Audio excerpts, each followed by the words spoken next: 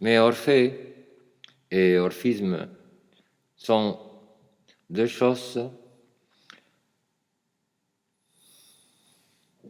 dont fort différentes et il faudrait avouer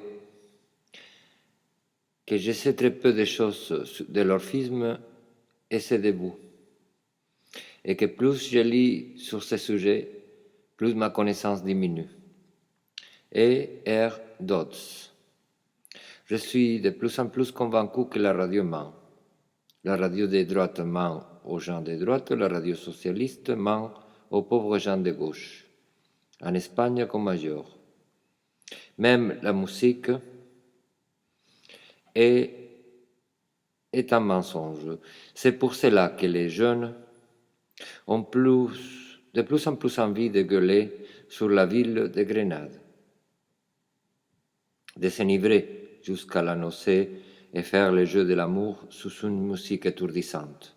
Ils s'affluent au centre-ville des jours particuliers et ils accomplissent le chaos.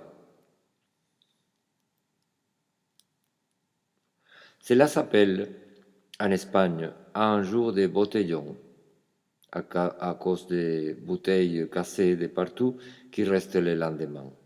Les lettres à la rédaction des journaux s'accumulent, avant et après chaque jour signalé, au nom de la pudeur, du silence et d'une concession étroite du civisme.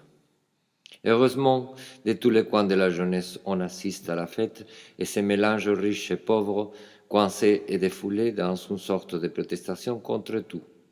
L'impossibilité de bouger en voiture ces jours-là, qui sont parfois à l'origine des fêtes religieuses catholiques fériées, est la moindre des choses, et l'on ne peut non plus traverser les centres-villes à pied, si l'on ne se laisse emporter par l'ivresse pour trouver soi-même son chemin. La vie est courte. Ils ne font qu'en profiter, peut se dire le vieux espagnol au fond de son insomnie. S'il avait été sévère ou maître des choses, toute cette suite d'événements serait déracinée par la peur du flic, comme en France. En fait, les jeunes gueulent et vomissent dans leur folie collective au nom de toute la société. C'est pour ça que ces jours-là, l'hirsute fêtard peut monter sur une majestueuse fontaine pour mieux s'entendre chanter. Et tout s'enchaîne. D'un balcon en face, une belle blonde enlève son t-shirt et montre ses seins à la foule dansante et à l'hirsute sur les pinacles. C'est vrai, ces coups-là, plusieurs personnes me l'ont confirmé, et ce n'est rien en égard de l'ensemble. L'excitation transperce les demeures les plus cachées, et moi-même, en train de peindre la nuit à mon atelier, je suis entouré de leurs rires vivifiants, de leurs cris de fauve. Ce sont des longues nuits où même les jeunes catholiques consomment des drogues. Et les déguisements les plus luxueux qu'un Espagnol ou un Espagnol peuvent se permettre sortent du placard pour se faire tacher de partout par des éclaboussures d'alcool. Moi, j'ai tendance à être inspiré pour peindre ou lire et j'ai fait juste des passages dans la foule pour sortir et rentrer chez moi avec des prétextes futiles mais significatifs, comme acheter du Red Bull pour avoir de l'énergie à peindre ou des cigarettes pour mon anxiété. Je suis un homme privé par-dessus tout.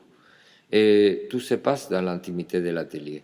Mais des choses arrivent toujours ces jours de la bouteille.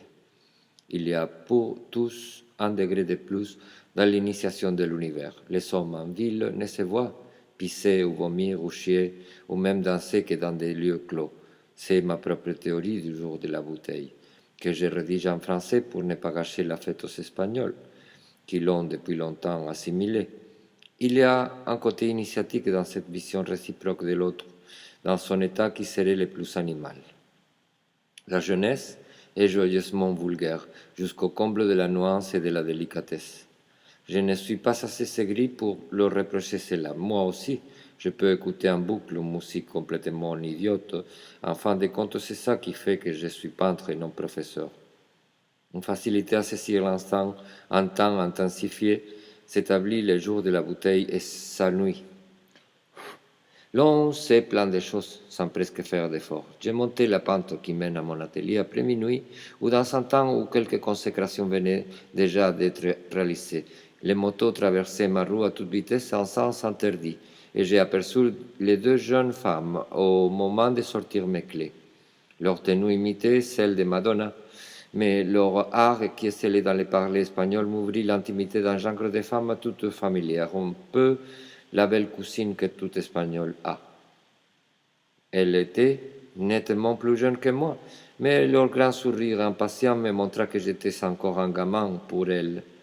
Elle s'était nonobstant un peu occupée, puisqu'elle s'était en train de chier à ma porte. Nous nous sommes dit bonsoir. Je leur ai demandé, médusée, de leur jolie ivresse et des lettrons qu'elles déposaient devant moi, si tout allait bien. Oui, ça va, et j'étais en train d'ouvrir l'atelier. Tacitement, l'on faisait partie de la même fête. Et la notion de que je puisse être dérangé de leur caca chez moi était exclue. Aussi étaient-elles confiantes de leur beauté et de la sympathie régnante. Je leur aurais demandé de me chier sur le visage qu'elles n'auraient eu d'inconvénence. Amusé à le faire, j'ai rentré à l'atelier, fermé la porte doucement, me suis mis à boire mon Red Bull, à fumer mes cigarettes et j'ai peint un tableau à l'huile jusqu'au lendemain, où ce furent les cloches des nonnes du couvent à côté qui m'envoyèrent dormir sur le canapé.